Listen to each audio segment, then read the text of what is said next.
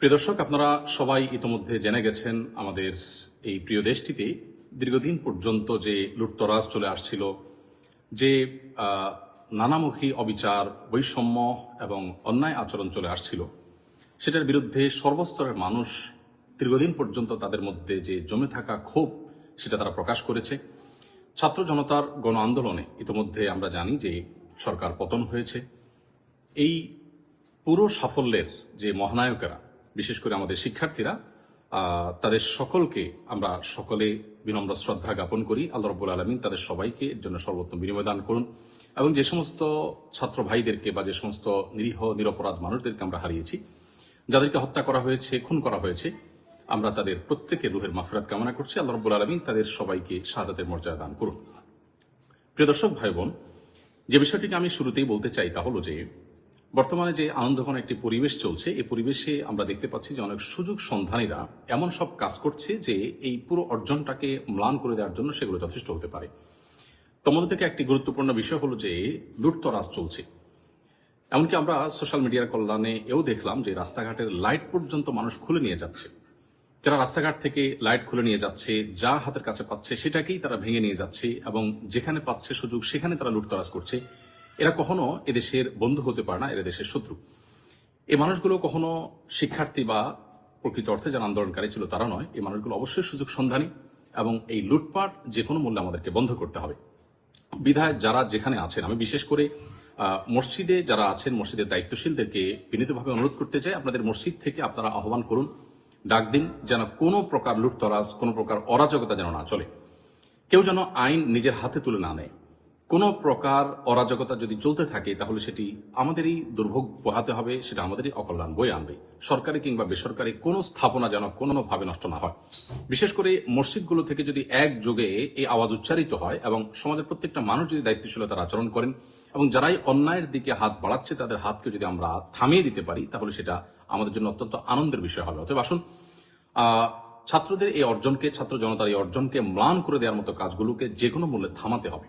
আর না হলে এটার জন্য আমাদের সবাইকে কিন্তু পস্তাতে হতে পারে। বিধায় আমি বিনীতভাবে অনুরোধ করছি যে লুটতরাজ বন্ধের সবাই উদ্যোগ নিন। আপনার আশেপাশে কেউ লুটতরাজ করছে, আপনি তাকে থামিয়ে দিন। এমনকি আপনার গণভবনে যারা গেছেন সেখান থেকে অনেক কিছু নিয়ে এসেছেন। এটি মুসলিম সুলভ আচরণ নয়, এটা কোনো নীতিবান, কোনো আদর্শবান মানুষের কাজ নয় যে আপনি সেখানে রাষ্ট্রীয় সম্পদ যেগুলো আছে এগুলো তো রাষ্ট্রের সম্পদ, আপনার ট্যাক্সের কেনা টাকা জিনিস, এই দেশের জনগণের জিনিস। অতএব আপনিও যদি সেটা দিন শেষে লুটতরাজ করেন, তাহলে লুটতরাজকারীদের সাথে আপনার পার্থক্যের জায়গাটা কি থাকলো?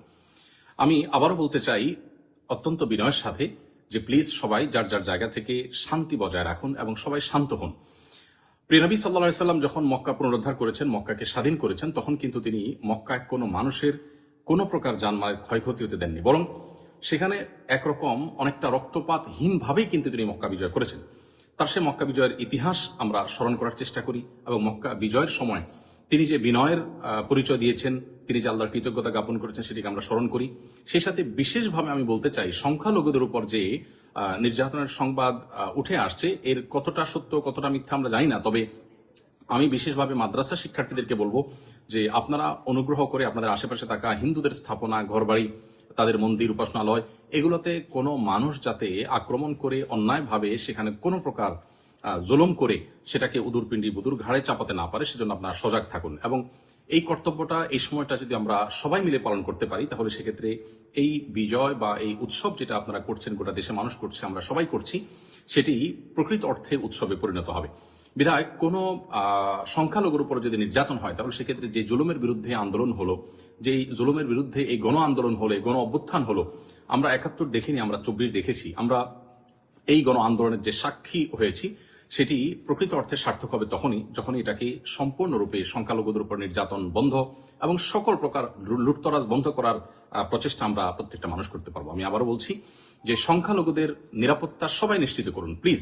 মসজিদের মাইক থেকে হিন্দু ধর্মাবলম্বীদের ঘর বাড়ি, তাদের স্থাপনায় কোনো প্রকার কেউ হাত দিয়ে যদি কোনো কিছু ভাঙতে উদ্যত হয়, আগুন দিতে উদ্যত হয়, কোনো প্রকার অন্যায় আচরণ করতে উদ্যত হয়, তাহলে ইমাম সাহেবের নেতৃত্বে সেই কালো হাত ভেঙে দিন, সেই কালো হাতকে থামান।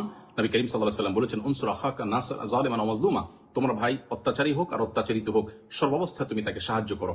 অত্যাচারিত যে, তাকে সাহায্য করার অর্থ তো খুবই পরিষ্কার। যিনি অত্যাচারী, তাকে সাহায্য করার অর্থ হলো তার অত্যাচার থেকে তার হাতটাকে বন্ধ করে দেওয়া, থামিয়ে দেওয়া, অর্থাৎ তার অত্যাচারকে বন্ধ করার উদ্যোগ নেওয়া। অতএব আসুন প্রতিটা মসজিদের মাইক থেকে সংখ্যালঘুদের রক্ষা, তাদের প্রতি অন্যায় আচরণ যাতে কোনোভাবে না হয় সেগুলো আমরা সতর্ক করি, প্রত্যেকটা মানুষকে সজাগ করি, সবাই যেন চোখ কান খাড়া রাখি এবং সেই সাথে বিশেষভাবে যত প্রকার লুটতরাজ হচ্ছে বা হয়েছে এগুলো যেন বন্ধ হয়।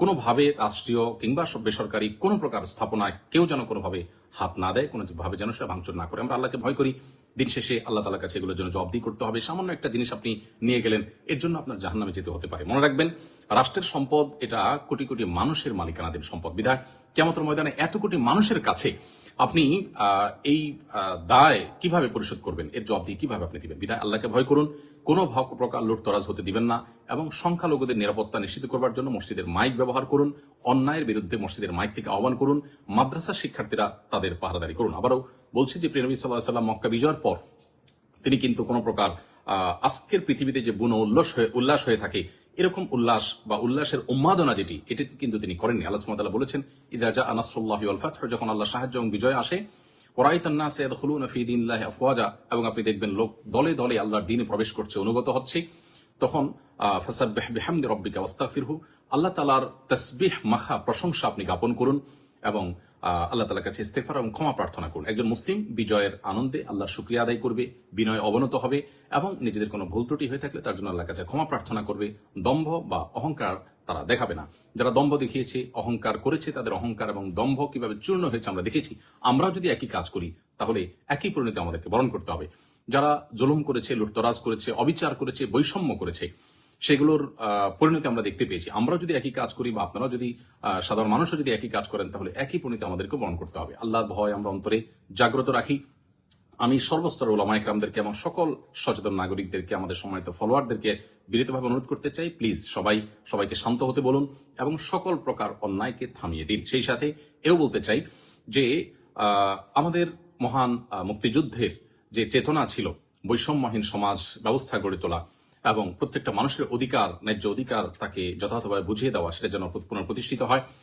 কোনোভাবেই যেন আমাদের এই দেশে ধর্ম বিদ্বেষী এবং মুসলমানদের প্রতি বিশেষভাবে বিদ্বেষ লালন রাখে এই সমস্ত মানুষগুলো যাতে কোনোভাবে বর্তমান পরিস্থিতিতে কোনো প্রকার সুযোগ সুবিধা নিতে না পারে। অন্তর্বর্তীকালীন সরকার হোক বা পরবর্তী পদক্ষেপগুলো হোক, সেগুলোতে এদেশের মানুষের ধর্মীয় বিশ্বাস, এদেশের মানুষের মূল্যবোধের প্রতি শ্রদ্ধাশীল আছে, সেই মানুষগুলো যেন দায়িত্বে আসে, সেটি হলো এদেশের কোটি কোটি মানুষের প্রাণের দাবি। অতএব আমরা সেই দাবিটাও যার যার জায়গা থেকে উচ্চারিত করব এবং প্রিয় স্বদেশকে আল্লাহ রাব্বুল আলামিন নিরাপদে রাখুন, ভালো রাখুন, শান্তিতে রাখুন। আমরা সে দোয়া করছি। আবারও বলছি, সকল প্রকার লুটতরাজ, সংখ্যালঘুদের আক্রমণের বিরুদ্ধে আমাদের প্রত্যেককে জিহাদ ঘোষণা করতে হবে এবং প্রত্যেককেই সংখ্যালঘুদের নিরাপত্তার বিষয়টির জন্য বিশেষভাবে কাজ করতে হবে এবং সকল অন্যায়কে বন্ধ করবার জন্য সামাজিকভাবে আমরা সম্মিলিত উদ্যোগ গ্রহণ করতে হবে। মসজিদের মাইকগুলো সচল হয়ে যাক, মাদ্রাসাগুলোর ছাত্ররা সক্রিয় হয়ে যাক, সকল প্রকার স্কুল কলেজের শিক্ষার্থী সহ সকল শান্তিময় মানুষ সক্রিয় হয়ে যান এবং সকল প্রকার অন্যায়কে থামিয়ে দিন। আল্লাহ তাআলা আমাদের সকলকে তৌফিক দান করুন। জাযাকুমুল্লাহ খাইর। আসসালামু আলাইকুম ওয়া রাহমাতুল্লাহি ওয়া বারাকাতুহু।